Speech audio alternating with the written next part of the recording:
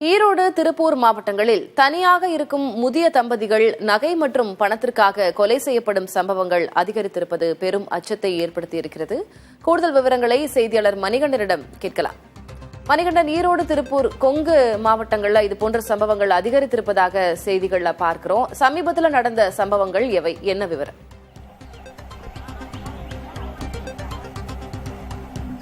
திலகவதி, நீங்கள் சொன்னது போலதான் கொங்கு மண்டலத்தில் இது தனியாக விசித்து வரும் முதிய தம்பதியினர் நகைக்காக கொலை செய்யப்படுவது தொடர்ந்து நடைபெற்று வருகிறது. அந்த வகையில் ஈரோடு மாவட்டம் சிவகிரி இடத்திற்குரிய விளக்கேத்தியில்தான் இந்த கொடூர சம்பவம் நடைபெற்றிருக்கிறது.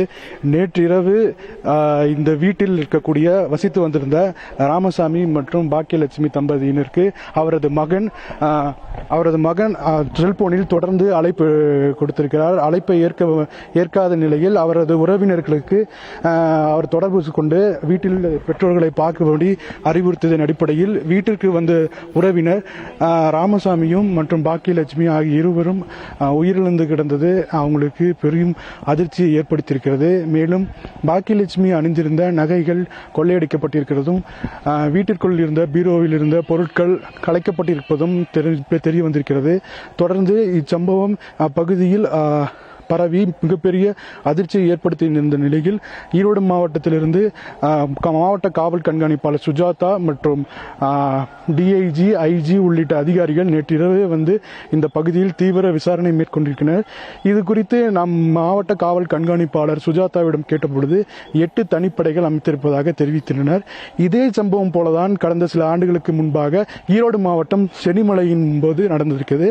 அந்த சம்பவத்தில் கடந்த முறை ஈரோடு மாவட்ட எஸ்பி இருந்த ஜவஹர் தீவிரமாக விசாரித்து குற்றவாளிகளை கண்டறிந்தார். அந்த வழக்கில் குற்றவாளிகள் வாய்க்கால் வழியாக வந்து கொலை செய்து நகை மற்றும் பணத்தை கொள்ளையடித்து சென்றது தெரிய வந்திருந்தது. தற்போது அந்த குற்றவாளிகளையும் சந்தேகிப்பதாக தற்போது இருக்கக்கூடிய எஸ்பி தெரிவித்திருந்தார். மேலும் பல்லடத்திலும் இதே போல ஒரு சம்பவம் நடைபெற்றிருப்பதால் பல்லடம் வழக்கை விசாரித்த காவல்துறையினரும் தற்போது ஈரோடு மாவட்டத்தில் இந்த சம்பவத்தில் தொடர்பாக விசாரணை நடத்தி வருகிறார். தற்போது இந்த சம்பவத்தில் நேரில் பார்த்தவரும் அவங்க உறவினர்கிட்ட நம்ம கேட்கலாம். இந்த சம்பவம் எப்படி பார்த்தீங்க, உங்களுக்கு என்னன்னு தெரிஞ்சது? சம்பவம் வந்து 2-3 நாளைக்கு முன்னாடியே வந்து நடந்திருக்குங்க. செவ்வாய்க்கிழமை நைட் பண்ணியிருக்கேன். 2 நாளாக ஃபோனு வந்து எடுக்கல. நேற்று வந்து அக்கா ஃபோன் பண்ணிட்டு ஃபோன் எடுக்கல, என்னை வந்து பார்க்க சொன்னாங்க. அப்புறம் நானும் என்னோட மனைவி 2 பேர் வந்து பார்க்கும்போது சரளமாக இருந்தாங்க. அப்புறம் நான் சிவகிரி காவல் நிலையத்துக்கு வந்து தகவல் கொடுத்து வந்து எடுத்து நகை ஒரு 12 பவுன் நகை, பணம் ஒரு 1.5 லட்சம் ரூபா வச்சிருந்தாங்க. அவங்க தனியா இருக்காங்க. பையனும் பொண்ணும் அங்க முத்தூர்ல இருக்காங்க. தொடர்ந்து இந்த மாதிரி சம்பவங்கள் நடந்துட்டு இருக்கு, எப்படி பாக்குறீங்க? எங்க பக்கத்துக்கு இதுதான் ஃபர்ஸ்ட். இதுக்கு முன்னாடி வெளியில எல்லாம் இருக்கு. இந்த பக்கத்துக்கு ஒன்னும் இல்லைங்க. சந்தேகப்படுற அளவுக்கு இல்லை. போலீசார் எந்த மாதிரி விசாரணை நடத்திட்டு இருக்காங்க? போலீஸ்கார் வந்து எல்லாம் நல்ல முறையாக பார்த்துட்டு இருக்காங்க. சரி திலகவதி, இந்த சம்பவத்தை பொறுத்தளவுக்கு கொலை என்பது 2-3 நாட்களுக்கு முன்பு நடைபெற்றிருக்கலாம் என தெரிவிக்கப்படுகிறது. ஏனென்றால் உடல் அழுகிய நிலையில் தான் நேற்றைய தினம் கண்டெடுக்கப்பட்டிருக்கிறது.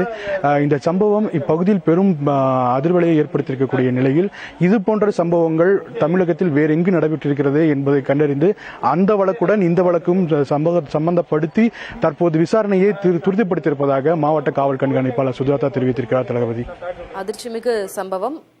காவல்துறையினர் விசாரணையில் ஈடுபட்டிருக்கிறார்கள். என்னென்ன தகவல்கள் தெரிய வருகிறது என்பதை நாம் பார்க்கலாம். உங்களுடைய விவரங்களுக்கு நன்றி கணபதி. இந்த இரட்டை கொலை தொடர்பாக ஈரோடு மாவட்ட எஸ்பி சுஜாதா கூறிய விளக்கம் இருக்கிறது, என்னவென்று நாம் பார்க்கலாம். 2 நாள் கழிச்சு தான் வந்து பார்த்து தகவல் தெரியுது. அந்த அளவுக்கு ஆளுநர் மட்டும் இல்லாத பகுதியா இருக்கு. அதனால இல்ல, பக்கத்துல எல்லாம் வீடுகள் இருக்கு. அவங்கவுங்க வேலையை பார்த்துட்டு இருந்திருக்காங்க. இவங்களும் பெருசா வெளியில எல்லாம் வரமாட்டாங்க. அதனால அவங்களுக்கு எதுவும் சந்தேகம் வரல. இப்ப கடந்த காலத்துல இதே மாவட்ட நிர்வாகம் வந்து பாத்தீங்கன்னா திறமையை செயல்பட்டு வந்து ஒரு 15 பேர் கொண்ட டீம் பிடிச்சாங்க. இதே சம்பந்தம் மாதிரியே இருந்தாங்க. இதே வாய்க்கால அந்த டீம் தான் இப்ப போட்டிருக்கோம், ஒர்க் பண்ணிட்டு இருக்காங்க. இப்ப அதுல ஏதாவது நம்ம சஸ்பெக்ட் பண்றோமா? ஏன்னா அவங்க ரிலேட்டிவ் எல்லாம் மறுபடியும் கேரளால இருக்காங்க. இல்ல, எல்லா விதத்திலயும் இன்வெஸ்டிகேஷன் போயிட்டு இருக்கு. இப்போ முதற்கட்டமா தான் போயிட்டு இருக்கு. தற்போது எதுவும் சொல்றதுக்கு இல்ல. இன்வெஸ்டிகேஷன் முடியும் போது அது தெரியும். இந்த மாதிரி தோட்டத்து வீடுகள்ல முதியோர்கள் தங்கியிருக்காங்க, அவங்களுக்கு என்ன சொல்லுவாங்க? நம்ம சிசி கேமரா போட சொல்றோம். அப்புறம் இந்த காவல் உதவி ஆப் போன்ல டவுன்லோட் டவுன்லோட் பண்ணிக்க சொல்கிறோம்.